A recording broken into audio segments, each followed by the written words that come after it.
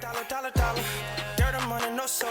Had to go and get it, ain't no time to kick it. Got a stack and flip for my foes. Dollar.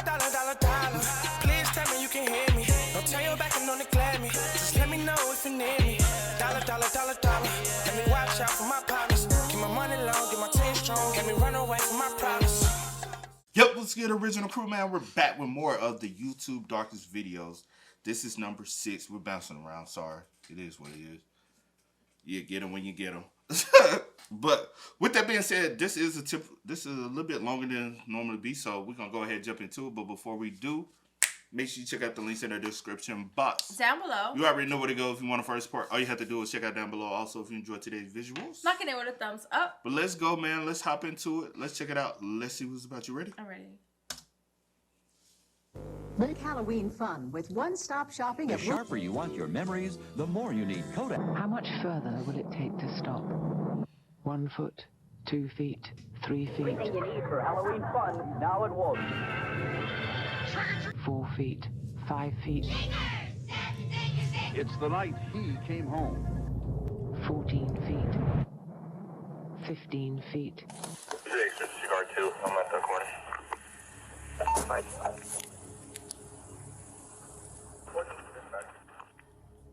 August 4th, 2021, a New Jersey police officer named John Nunez pulls over a speeding car in the township of North Bergen at 1:49 in the morning. Inside the vehicle was a 27-year-old passenger named Alexis Rodriguez, who was accompanied by the driver, 24-year-old Luis Fernando Ceballos, whom the officer had witnessed driving down a heavily populated street going well over 100 miles per hour. You can shut the car off and give me your license, registration, and insurance. The reason for the use.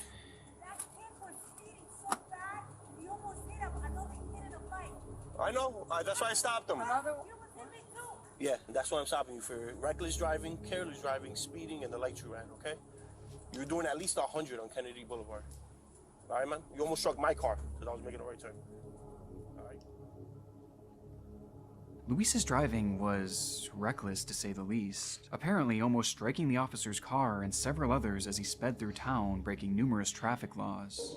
Why to make the right turn? Lights turn yellow and woof. The next light on 66, red. Probably showing off to the girl.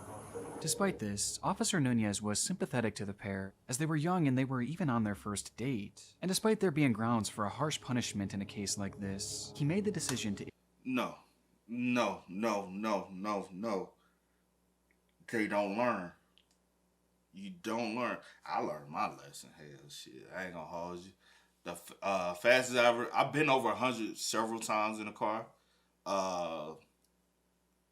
Typically, but the one I got pulled over going the fastest, I got pulled over doing 95. I didn't get a ticket, and coming down that same day, I wasn't going as fast, but I was doing 65 and a 45. Got pulled over, got a ticket, boom. I said, let me slow my ass down. But I was doing 95 and a 45.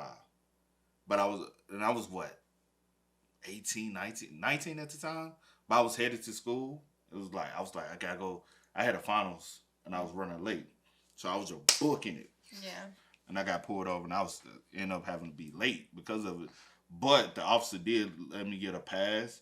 But the reason why I was speeding back, because I had forgot my paper at home. And so I was trying to speed, go get my paper, and turn it back before noon because I had a paper due and had a finals for the same class. And I was like, I can't believe I forgot my paper. And I'm like, damn. So I had to speed, and it was what, 30 minutes away. So I'm like try to. But I did learn my lesson. But I didn't learn my overall lesson. But I did say I need to start slowing my ass down though. But in a situation like this. Also, I had older ass cars too. Mm-hmm. Sometimes older cars, you get it up there, so that motherfuckers, you better slow your head. I've actually seen this one. You have? So you know what's gonna happen? Mm-hmm. I don't. Only 3 tickets, assuming that this whole situation would be enough of a learning lesson for Luis to never make the same mistake again, telling him that... Sorry, we're on a first date, man. That's fine, but almost killing each other is not the way to stun on a first date. before leaving the couple with some final words of advice. All right, man. And it's 2 a.m. Nunez then turns back to his car as the couple drives off to continue their romantic evening elsewhere, hopefully this time in a much safer manner.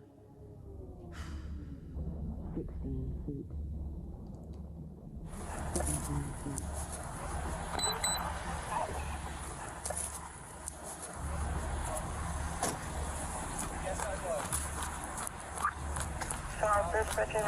Yo, this is the same kid. Oh my gosh. Oh my Oh. gosh. Oh my. At approximately 2:13 that very same morning, Officer John Nunez would be called to the scene of a near... That's the same day, right? It was just he pulled them over at 2:01. 2:01. And at 2:15, like right after. Damn. So not even a full 15 minutes later. Because the car, he just arrived on the scene at 2:14. He arrived at that time. So possibly 5 to 10 minutes later, looking at they both So sad. deceased. Wow.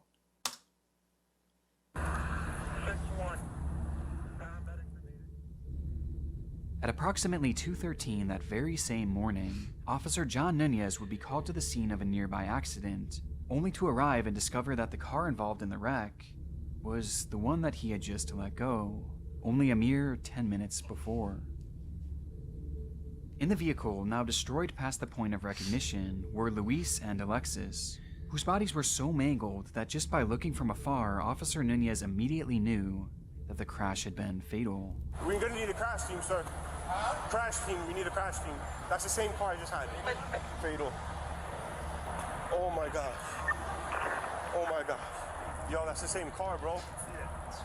That's the same car, man.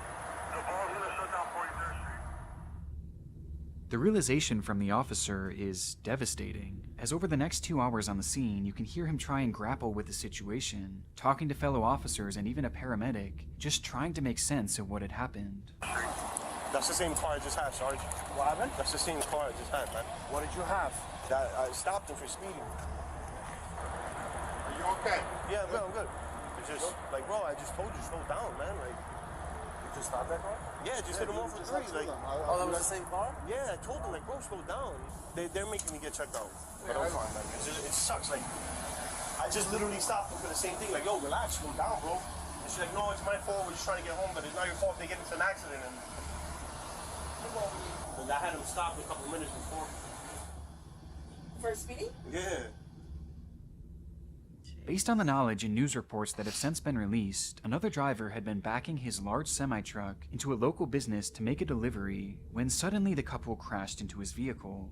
And as it turns out, this was far from a freak accident, as despite the warnings from Nunez, it appears that Luis took his words not as a lesson to be learned, but as further fuel for his ego, believing that he could get away with anything on the road.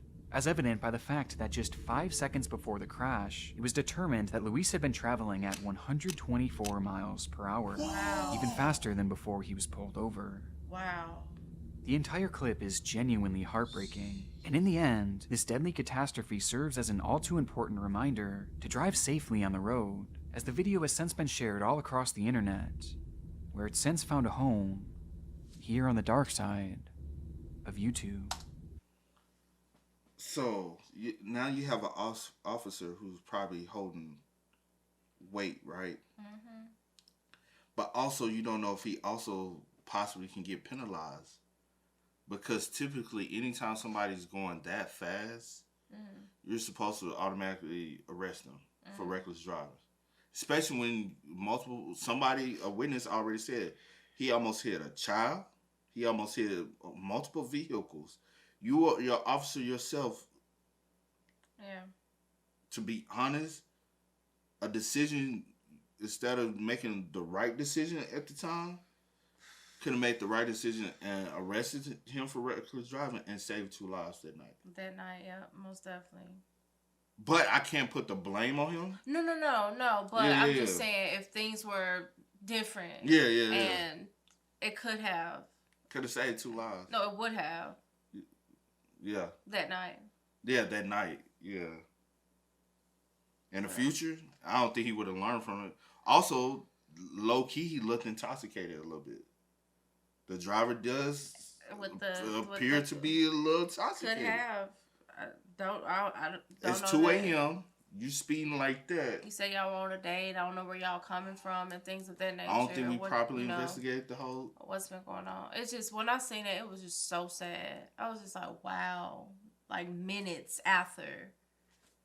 And you going 124. Faster than what you got stopped for. Never. I can't even. I wouldn't even be able to control a car. I ain't never. I would never even think. I be shaking in them. I said. Like every time, like when I be going. I said me. When I get out the joint after doing 100, my hands just be like this. See, it's not because even. it be adrenaline still rushing. It's not worth all that, baby. Let me out. Yeah. 19 feet. 20 feet. Think.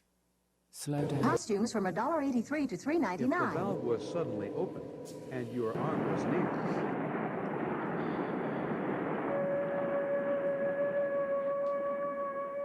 skeletons of strange animals litter the surf.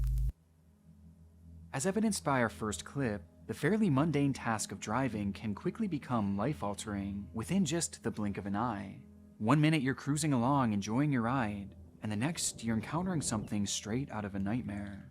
It's really no wonder why dashcam videos have become so popular throughout the horror space, showcasing horrific accidents, robberies, and all sorts of other disturbing moments. But back in 2019, a clip of a similar nature surfaced that grabbed the attention of the entire internet. Not just based on its concerning imagery, but the seemingly unexplained mystery left behind in its wake. On the 30th of December 2019, a motorist was enjoying a drive on Highway 1 in San Francisco, California. The route took them high above the sea with an open cliff face showing the vast beauty of the ocean. It's one of the most visually stunning routes in the entire country, but on this particular day, for this particular driver, the beauty of the landscape would be shattered by a fleeting glimpse of something utterly terrifying. 911, what is the location of your emergency? That afternoon, police would receive a 911 call from the driver, stating that they had witnessed what they believed to be a car falling off the edge of the cliff face, which stood hundreds of feet above the water below. It happened in just a split second, almost too fast to fully comprehend, causing the driver to question whether what they saw was real or just a figment of their imagination. A question that would only be answered by the dashcam that just so happened to be rolling at the time of the incident.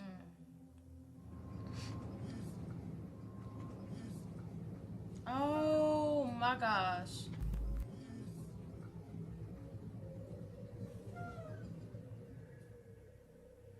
The clip is concise, but it did in fact confirm the driver's account that a car had gone over the edge, as the footage cuts off almost exactly as the vehicle appears to go airborne, where it would have been met with a tragic drop into the rocky ocean below.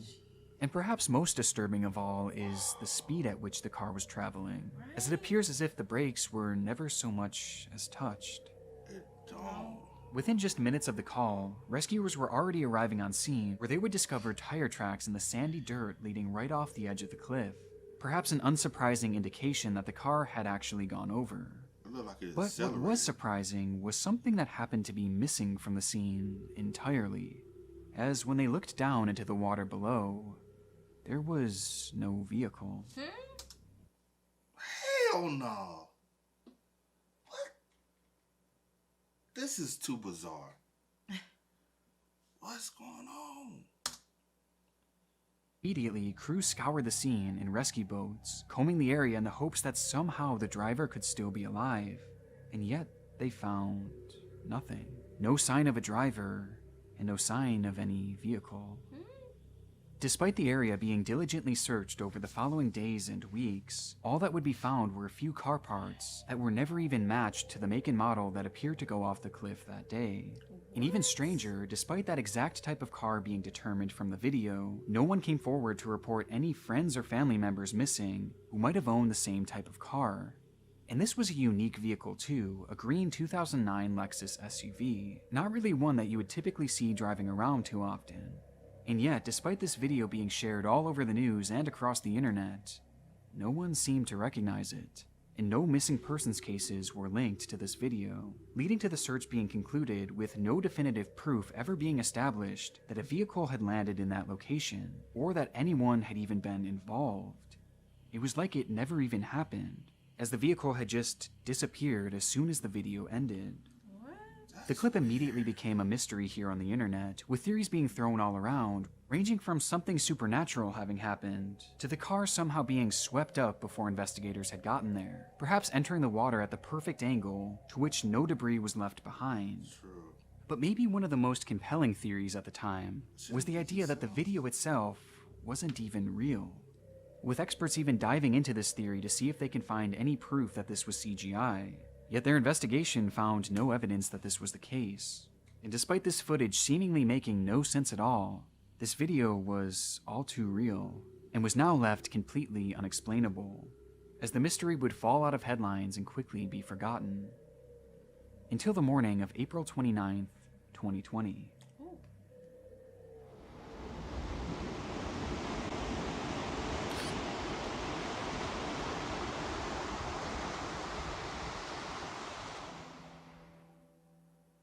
Almost exactly 5 months after this dashcam footage was taken, swimmers at the nearby Montara State Beach would stumble upon an object floating in the distance. And upon further inspection, the realization would set in that this object was actually a body. Her name was Tracy Sinclair, a woman from the area who just so happened to have been missing around the very same time as this infamous clip. And when police would search her auto records, they discovered that she did in fact own a dark green Lexus SUV from the year 2009, giving us at least a better idea of who was in the vehicle at the time it crashed, and the fact that a vehicle had in fact crashed to begin with. However, it's still unknown why Tracy was never connected to the case before her body was found, despite her fitting the profile perfectly. Plus, we still don't know why her car went off the cliff in the way it did. But given the fact that the brakes didn't seem to have been pressed, many seem to have settled on the idea that the crash was, unfortunately, intentional. But perhaps the strangest part of this all is, to this day, that green Lexus has still never been recovered, nor have any of its parts, leading to the mystery lingering for many across the web who are still left unsatisfied by its conclusion. But for the family of Tracy Sinclair, I'm just glad that they can now take some solace in having some measure of closure to their dark, devastating loss. Where your head go? Because mine's went that same place. Because the way it's either it was intentional or that's some fucked up shit. We went the same place, but the only reason I kind of like winded back a little bit because I was like, I don't really know how the road is made. Because if it was something else what we're thinking, then I'm pretty sure someone would have seen someone else like. But why we can't find a vehicle? Why we can't find a vehicle? The vehicle. I don't know about that part. And how she get out of the vehicle? Because if it wasn't, if it was right. We on the same and are page. we searching the bottom? A vehicle page. just don't go away. And like you said, because if it was intentional, then why would, as I'm going down, open my door? I doubt you. You're not even gonna be able to open your door that fast. Right. I'm and just then like, if it's no, intentional, I'm not even gonna 100% fully escape the vehicle. That's what I'm saying. Why would I do that if it is intentional? I'm just gonna stay and what happened happens. You know what I'm saying? As you crash, you just crash and. But maybe I'm trying to think. Well, maybe like since it is mountains and water, like on the impact, maybe things shattered. No. There's no car debris. True, they didn't find anything. Right. No so I'm back on what I was thinking, where my brain was going to. And with her, like, since y'all have her body, and it was in the water, it's a possibility we can find out the cause of death. Was it brain? Like, did she hit her head? Did she snap her neck? Was it any other bodily injuries? Because you also would be able to tell if it was drowning. If it was a drowning, or was she already deceased before hitting the water? Because if not, you know, if it was a drowning, then water would be in her lungs and stuff like that. Yeah. But if not, then that's another. Or if she snapped her neck, you can be like, oh, like she died from a crash. So how did the body exit the vehicle without anyone discovering the vehicle? If not, that means she literally crashed. She probably ran off the road, or fell asleep, or swerved too hard, and the car was just accelerating, and she tried to escape out the vehicle, but y'all would have found her. Also, they said that the family had already had a missing report for her. No, they had a missing report for her when they found the body. She was listed as missing when they found the body, not before the crash. So when they found the body, it was she was listed as a missing person. So she fit the profile, but why y'all didn't look into it? Oh, okay. But also, damn, I've lost my train of thought. But also, how does she escape out the car? Oh, but y'all don't see her around the scene as y'all are searching because y'all got there immediately. But there's a body outside the vehicle. Yeah. I don't know. That's a little fishy. It's the great pumpkin. Your arm would be like trying to look. The passers-by are characters from travelers' tales. At the bottom, it's dark and virtually lifeless. Above, there's just empty sky. Our next case takes us to what would best be described as an environmental anomaly. As hidden within the outskirts of Mitsero, Cyprus, exists a body of water known simply as the Red Lake. As the name would suggest, this small secluded lake consists of red water that varies in shade throughout the year. In some instances it appears bright red, while in others it almost looks blood-like. This anomaly is caused by various blends of minerals found within the soil, as well as runoff from a nearby abandoned mine, which was once used to extract iron ore and gold back in the 50s. Not only did this cause the water to change its shade permanently, but it also turned it highly toxic, and swimming here is strictly prohibited due to the danger that the water poses, with some going as far as to even call it an acid lake. This hasn't stopped curious tourists from visiting the area, however, and as a matter of fact, the dark allure of this deadly lake seems to only drive curiosity, leading it to become a semi-popular location for extreme tourism. And those brave enough to journey out there have gifted us some truly stunning footage.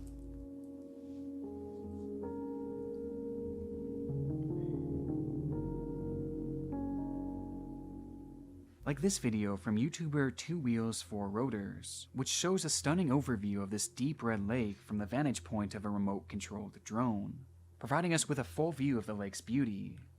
But while most choose to view the water from afar, others prefer a closer look, as some have even been brave enough to make the venture down to the shores themselves, with the one video that stands out above the rest belonging to YouTuber Sarah Funk. So I discovered that there is a red lake called Mitsero. It's about 20 kilometers from Nicosia. Most people don't even know it exists. We're gonna go check it out. In 2017, the well-known vlogger... You keep looking at me like that, see? You couldn't your eye me, so I'm looking back. You know? I don't trust this. Her boyfriend traveled to Cyprus with the goal of making it to the water's edge, documenting the entire adventure and showcasing just how remote the area is, and how difficult it is to access, while giving their commentary on the frightening landscape. This is what like murder episodes are made out of, okay? Because it's always like a young American couple went on vacation to Cyprus. They went to see a red lake where nobody went, but they figured out why. And like it just never see us again. It smells so bad here. It's like so gross. That's why I was it just like feels like death. You know what I mean? Eventually, their trek takes them all the way down to the shoreline, where Sarah stands dangerously close, taking a photo of the deep red water. But though both of these videos are interesting in their own unique ways, it would be a stretch to call them dark. And for years upon their release, they really weren't, as it wouldn't be until 2019 when it would be revealed just how disturbing these videos actually were.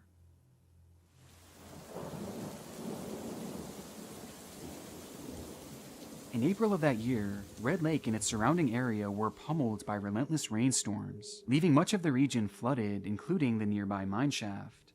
And within that mineshaft, a traveler would discover the decomposed remains of a woman, whose body had been flushed out by the rain, dislodging her corpse from a shallow grave she was placed in.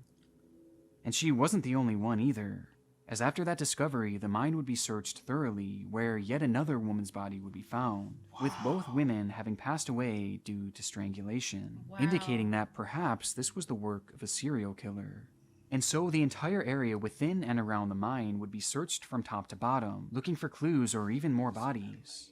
Though it wouldn't be until investigators turned their attention to Red Lake that they would uncover the true extent of the killer's work.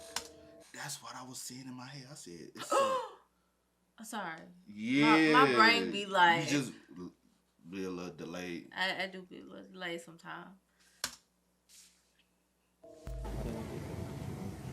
Police in Cyprus investigating a suspected serial killer have uncovered another body close to an abandoned mine where the bodies of 2 other women have already been found. An officer in the Cypriot army has confessed to killing 5 women and the daughters of 2 of his victims. Wow. Within the water, 5 more bodies would be found, 3 of which belonging to adult women that too had been strangled to death, just like the previous 2 found in the mineshaft. Although disturbingly, the final 2 victims were merely children who belonged to 2 separate of the victims. The case was shocking and took Cyprus by storm, as a suspect would quickly come to the forefront and eventually confess to the killing of all 7 victims, admitting that he had buried their bodies in the mineshaft or dumped them within the lake. His name was Nikos Metaxas, a military officer who had used a popular dating app to find women in the area before proceeding to strangle each of them. In his confession, he claimed that 2 of the women were planning on pimping out their daughters, and that he not only had to kill the mothers, but he had to kill the children themselves in order for them to be free. And if these killings couldn't get any more deranged, of the 5 adult victims, all of them were migrant workers who had moved to the area in a desperate attempt to find work, even though this type of work came with limited rights, as the justice system allegedly doesn't treat them the same way as if they were regular citizens. It was He ain't shit. That's really crazy, ain't shit man. at all. And then come up with that lie, that whack ass excuse. Like, bro, you're sick. Very much. And a lot of them do that sick ass shit. as the justice system allegedly doesn't treat them the same way as if they were regular citizens. It was evident that Nikos knew this too and chose these victims very carefully, as he knew that their disappearances would never be properly investigated. True. Which was right, as supposedly law enforcement never even so much as looked into their disappearances. The context of this location makes these travel videos extremely chilling, as these tourists were literally venturing into a serial killer's dumping grounds. Though there is a reason why I chose these two videos as prominent examples. You see, Nikos Metaxas didn't just dump his victims' bodies in the water. As for 4 of the victims, he first killed them, then bound them, then stuffed them into suitcases, before throwing them inside the water, as a way to assure that the bodies would be submerged.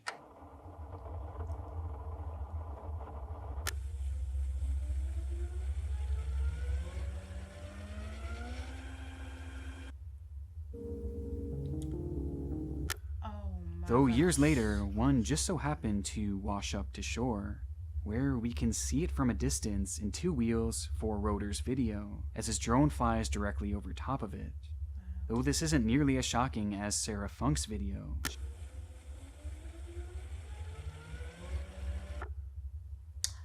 As she crouches by the water's edge, just feet away from it.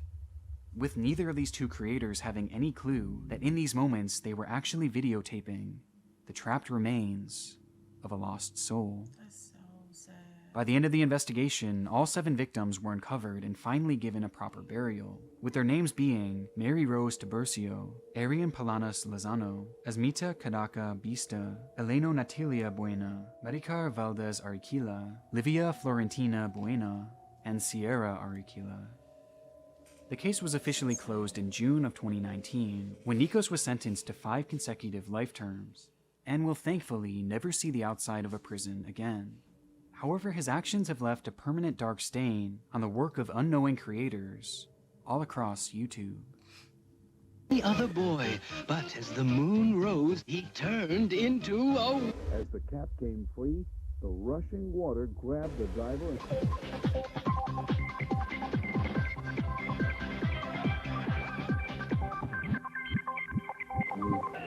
Hallo und guten Tag aus Berlin. Ja, wir haben es tatsächlich auf uns genommen. It was July 24th, 2010, a day in which seemingly the entire country of Germany was ready to celebrate, as it was time yet again for another long-awaited Love Parade. This music festival had run off and on dating all the way back to 1989, where it's hosted some of the most popular musical acts in all of the world, as well as millions and millions of people. And it had grown to be so popular that during the event in 2008, an unbelievable 1.69 million people had been in attendance for what was essentially one of the largest parties on the entire planet. And the 2010 festival was set to be no different, with event organizers expecting a turnout of millions and millions of people. This amount of people coming together for any event is always going to be a logistical and public safety nightmare.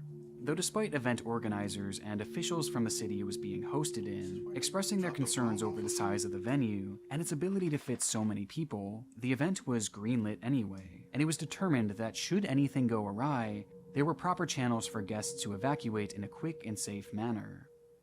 And so on that July morning, thousands began lining. Did you hear about something like this happening? A lot of people died.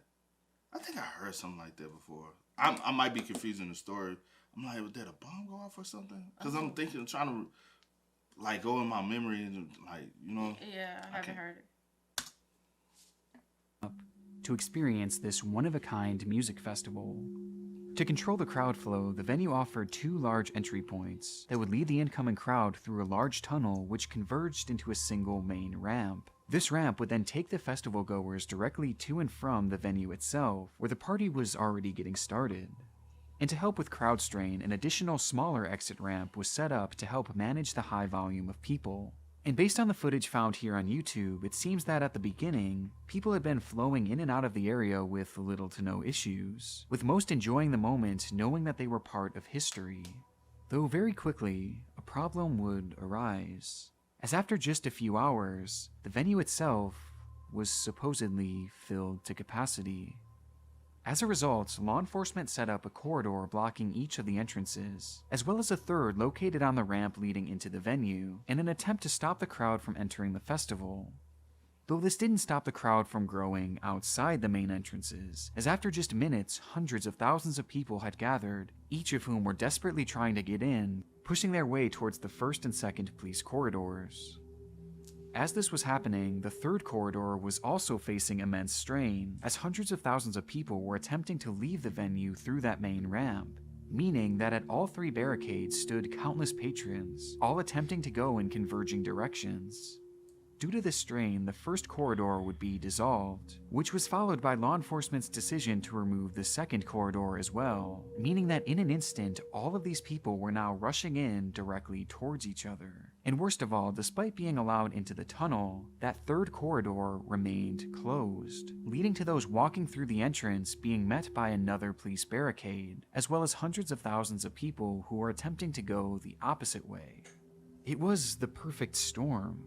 And now, each of these massive crowds were colliding, with everyone trying to force their way through in their own directions, within this hopeless mass of humanity. Selfishness. Across YouTube, you can find various clips showcasing the commotion of that day. Some taken from afar, some were taken by those who didn't even know anything was wrong,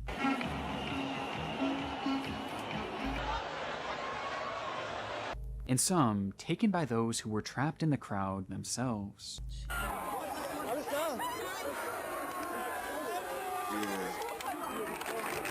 Yeah.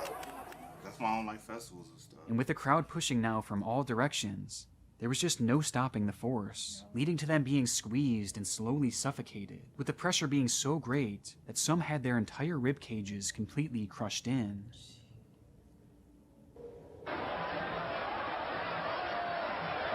Wow.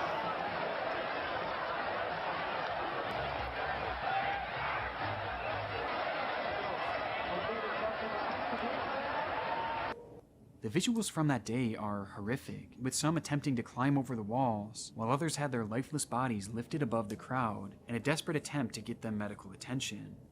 But it was helpless, with the terror also being captured by survivors who would give accounts of what they experienced within that massive crush of people. I saw one girl they were trying to resuscitate and she had broken legs. Her boyfriend was near her, but there was nothing he could do. They put a cover over her head in the end. This is the first time I had ever seen people die. I saw 25 people piled on top of one another. A huge heap. The people couldn't get any air. I saw the dead in there. The number of people I saw lying on the floor was ridiculous. They had stamp marks on their faces. It wasn't until I saw people being resuscitated that I understood how serious this was. I don't even know if they were alive or dead. And to me, the power of this crowd is best shown within the CCTV footage that was overlooking the entire entrance ramp, as you can see people being pushed around from all different directions in a disturbingly unnatural manner, almost like waves in an ocean. In the uncontrollable frenzy, 652 people were left injured, with 21 sadly passing away, many of whom had died right there within the sea of people. In a following investigation, claims were made bashing the police on the scene for their response to the disaster, while the then mayor of Duisburg, the city where the event was held, named Adolf Saucerland, received heavy criticism and even death threats for greenlighting the event, with Adolf later going on to be impeached from office and lose his position entirely. And of course, the event organizers themselves faced extreme backlash, especially once it was revealed that the venue wasn't even filled at the time, and could have easily fit hundreds of thousands more inside, making the third barrier which ultimately caused this entire human crush completely unnecessary. Though in the end, no one took responsibility for the tragedy, and no parties were formally convicted of any crimes. Can you really put blame on the people? Like, the police tried to stop. Put blame on who? Like the event people or the police. Like, everybody y'all want to hold accountable for and blame. Like, the police tried to literally stop y'all because they understood that, all right, it's overflowing and we want to go ahead and jump ahead of the chaos, potential chaos. But after y'all bust down one barrier, then y'all over here, they like, hey, for safety reasons for the police, open up. They should have just opened all the barriers and just said, fuck it. So who? Why do we always got to try hold accountable? Why do we always got to try to find someone to hold accountable? So it's just an accident. It is an accident. No, it is an accident. It's an accident. To be real, it's an accident amongst the people. Yeah, it's an act. Yeah. Who? Let me ask you. Who would you hold accountable? I don't know. We literally just had this conversation not too long ago, like the other day, and you talking about that? But reason why I say that, they did proper measures to stop the crowd flow. Right. The crowd forced their way through. In this situation or in this situation? Right, but I'm saying once the crowd forced their way through, what can you do? Yeah. No, I'm just asking. I honestly have no clue. I guess honestly, I guess it shouldn't have even been greenlit for, okay, yeah, we can have this and hold this many people when, or whatever the case may be, because situations like this happen when it's a big crowd like that. Especially when you got alcohol and people partying and music going. There's millions of people trying to come to one spot. And everybody acting like and then you have the police chaotic. Telling them, y'all have to turn around. We cannot accept any more people. And the crowd is saying, F that, and bomb rush the police. Then you hold the people responsible. I'm not putting the blame on anyone. I'm saying if you're trying to blame someone. I'm not trying to put the blame on anybody. I'm just saying, since they were looking for someone to hold accountable, I'm saying by the person that said, this is a good to go, should have been good to go because tragedies like this happen. Also, if the area where it was like the main area was able to hold more people and y'all didn't allow other people in, which caused even more chaos outside and more like people in this one area, then that's a problem in So itself. who are you trying to hold accountable? I'm not trying to hold. It sounds like you're accountable. trying to hold, like, as far as the venue and event planners accountable. I'm not trying to hold anyone accountable because I don't really understand how festivals work and who has to say so or this and that. I don't know. And unfortunately, I do know. And that's why I said we had the conversation the other day, and you like with the whatever, the one festival, and you was like explaining like with situations like that, mainly like the promoters or whatever the case may be are the people that you kind of. So I'm like, what's different with that situation and this one? Because they took the proper measures to stop the overflow. Once you so basically you're at the gate and you're like, hey, it's getting full to capacity. We cannot take any more people because you don't want the continual flow to even continue to go. Because then it would have been more casualties inside the venue if they didn't try to stop prior. So, even though they had more open space inside the venue, if we had allowed all of them to come in, still would have been chaos even inside, and they really would have been even more trapped. Yeah, no, I get that. So that's the reason why I'm saying once the police step up and security say, "Hey, we can't leave, we can't accept any more people," that's taking proper measures to stop things from happening. But once y'all barred that, now it's on the people. We did what we were supposed to do. We had it. Okay, so yeah, definitely kudos. But I'm saying some little barricades not holding hundreds and thousands. But of you also people got the police there saying stop. Baby, we've seen many times where when it's that many people, and it's like 6 police officers. And so that's the reason why I said you can't hold the police. You can't not hold. I'm not holding anyone. Even the Adolf dude, you can't hold him. I'm not blaming anyone. I'm not blaming anyone because I don't understand how things like this work. But look, at my thing, how I'm set up, and all together, just stop all the festivals. That's how I'm set up. Because so many tragedies like this happen. It's happened over years and years. You know what I'm saying? But I know people want to have a good time, so. Yeah. Drink? Oh, it can happen this Halloween. They are the children of the... No one knew. As you watch the following recreations of actual Delta P incidents, ask yourself if you have, on occasion, ventured into situations without being thoroughly prepared.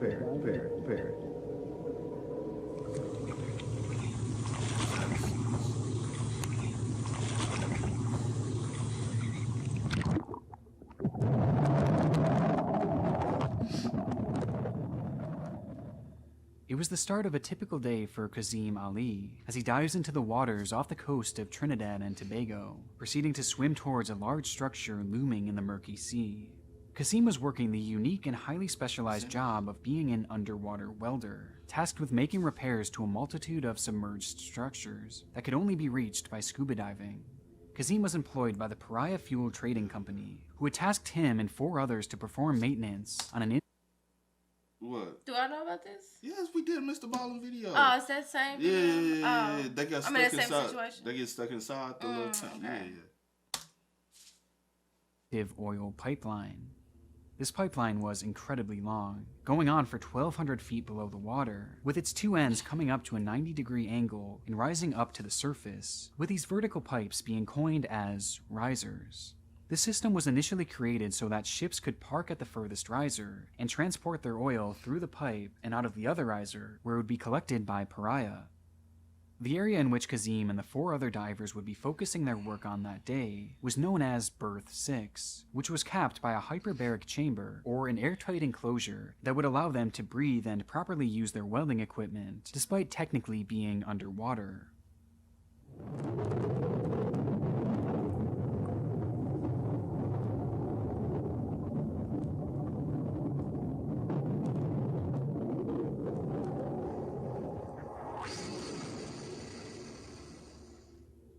In the video, Kazim approaches the chamber, climbing inside when he's met with his colleagues Faisal Kurban, Rishi Nagasar, Yusuf Henry, and Christopher Boudrim, whom he all considered close friends by this point, sharing a close bond over their unusual profession. Once inside, the crew would remove their scuba gear, as they were now able to breathe the fresh air from the chamber, before going on to start their work on the pipe. The plan initially was to remove an inflatable plug from inside the old tube that was placed there to prevent the oil from the pipe from being contaminated by the surrounding water, with that process being briefly shown in the footage.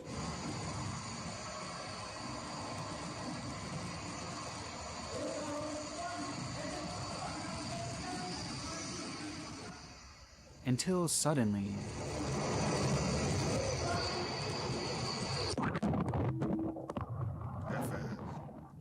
the footage goes dark. It all happened so quickly that even the camera couldn't capture what had just transpired. One frame, we see the inside of the chamber, and the next, it's pitch black, with nothing but the noise of rushing water and the faint sound of muffled screaming.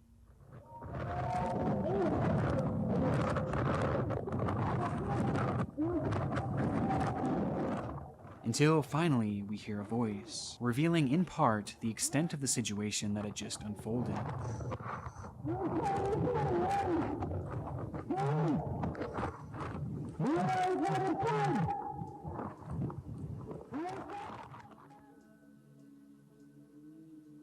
As the plug was removed from the pipe, in a time less than even a split second, the changing of pressure caused an instant suction in a phenomenon known as delta P, which proceeded to pull all the contents within the chamber inside of the tube, meaning that all the equipment, the air tanks, the tools, and the divers themselves were sucked into the pipe and were now being pulled at an impossible speed through the 1,200-foot-long tube system. Now this pipe was incredibly narrow, at only 36 inches in diameter, and as we hear Kazim being dragged throughout the tunnel, he and the others are repeatedly being struck by their heavy equipment. Yet as they each came to a halt, we hear one of the divers call out to the others, to which, one by one, they all miraculously respond.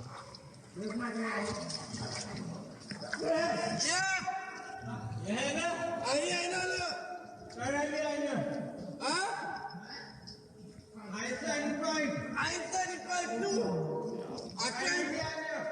I trying to come up. General. Here.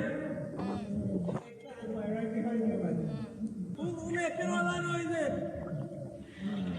Come on, let's figure it out. We gotta go. We gotta start moving. We ain't heard. I'm sorry, I ain't heard the audio. Yeah. The audio makes it even worse. Even worse for me. Yeah.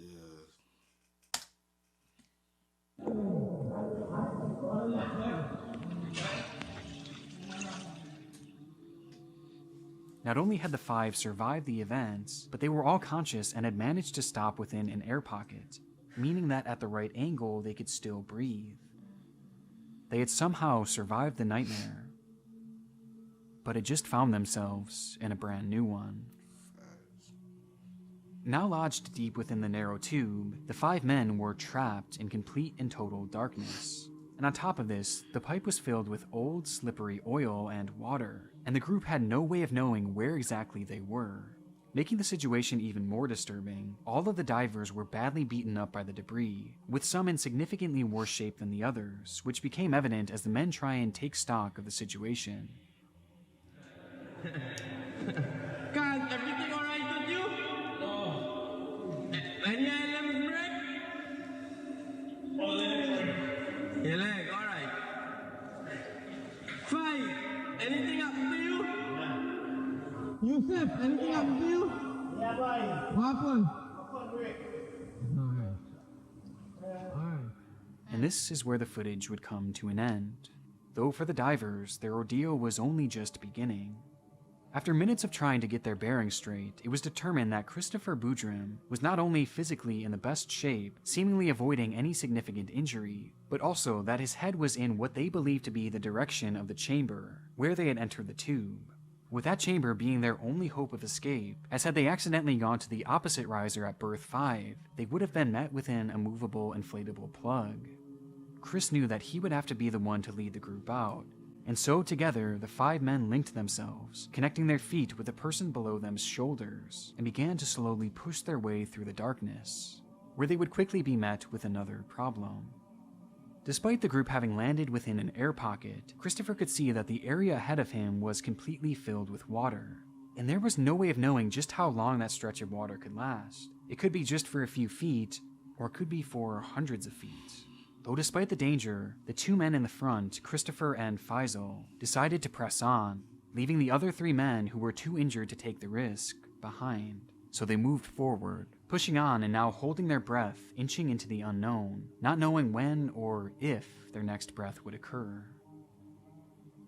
After what must have felt like hours, the two managed to break through into the next air pocket, where by some miracle they would also find 2 oxygen tanks, which they would both utilize to help push them further and further through long stretches of water and long air pockets, knowing that at some point they had to be approaching the end. Though the closer they seemingly got, the more Faisal's condition seemed to deteriorate, as the stress of it all seemed to finally catch up with him, leading to him stopping and refusing to go any further, falling into a complete panic and yelling at Christopher to stop too. But Christopher refused, yelling back to him and the 4 others who were now hundreds of feet away that he was going to get them help and that he was going to come back for them. And so he kept moving forward, praying that he would reach the end before his oxygen ran out. Until he hit the edge of the pipe. He had made it back to berth 6, though by this point the pressure was so great that he was physically unable to swim up the tube, and so he grabbed a nearby chain and held on for dear life, waiting and praying that a rescuer would look down the riser. And sure enough, he was eventually met with the sight of a rescue diver who swam in and pulled Christopher to the surface. Somehow, Christopher had survived, escaping one of the most claustrophobic and disturbing situations you could ever imagine. And with the rescuers on the scene, knowing that his friends were still alive, this case was headed for the most improbable happy ending possible. Though there was one glaring problem. Despite Pariah having a rescue crew on scene, saving the life of Christopher, they would come to the conclusion that it was too dangerous to send anyone back in the tube, despite knowing that 4 of the other divers were still trapped inside and were very much alive. And so you might be asking, you know what he just said sounded so like, I think, you know what I'm saying, he got a point. It's because they was able to save one. They were like, okay, we saved someone.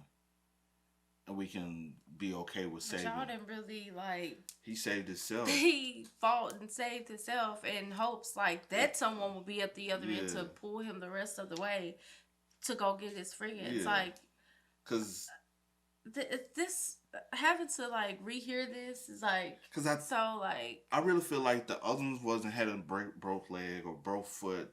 I really feel like they all probably would have gotten out. Y'all could have sent something down there. And then if the other dude didn't like get tired, he would have been able. And he's like he's further now to the to the end. To the end of getting out than the other 2. So if y'all just sent y'all could have at least got him. Yeah. Y'all could at least try to get the other 2. if they weren't going to dive in, then what was their backup plan? Well, there was none. And after just 12 hours of waiting around, Pariah began preparing death notices for all 4 of the workers, with the CEO even sending a message out on WhatsApp to his colleagues, stating that they were alerting the press that the rescue effort was going to be considered a recovery effort from now on, accepting that the divers had perished. But this wasn't actually true, as all the while you could hear the faint sound of banging coming from the pipe, indicating that the divers were not only alive, but were desperately fighting for their lives, hitting the sides of the pipe so that anyone could hear them. But nothing was done to help them. And so, trapped in that tight, claustrophobic, pitch-black, oil-filled pipe, those 4 divers were left to die slowly. All the while, they likely held on hope for a rescue that was never so much as considered. The sounds of their banging were heard all throughout the day and all throughout the night, until eventually 2 full days later, when the pipe fell silent. Their 4 bodies would be fished out 5 days later, with Christopher being the sole survivor of the incident.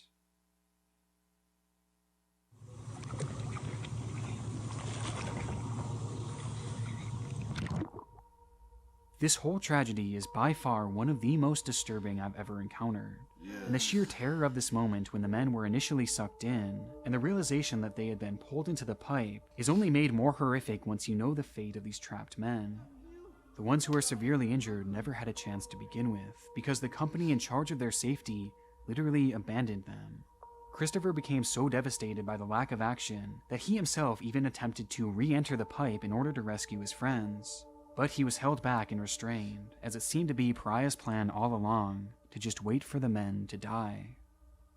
In the end, Pariah did face legal pushback for the incident itself, as well as the apparent lack of effort in saving the men. Though eventually they would be cleared of any wrongdoings. The goal of this video is to make you aware of the potential for differential pressure situations. Because when it's gotcha, it's gotcha. Candies of every kind. Bubblegum, lollipops. A time for children. That was a crazy story, man. To this day, still very crazy. That's one thing I always wonder with those situations. Why y'all didn't try to cut it open at some point? I don't understand. Maybe because of it would have been damaged and y'all wouldn't be able to repair it, so y'all would have took a bigger loss than just them dying. But I still don't get it. Yeah, still pisses me off. Babe, man, y'all spam us up in the comments, man. Let us know y'all thoughts about it in the comment section down below for us, man. But as always, y'all know how it go, man. I do go by the name DJ Nikki. This is we are. Yeah. Ain't no time to kick it. Got a stack of flip for my foes. Dollar. Please tell me you can hear me. Don't turn your back and don't neglect me. Just let me know if you need me. Dollar. Let me watch out for my pocket.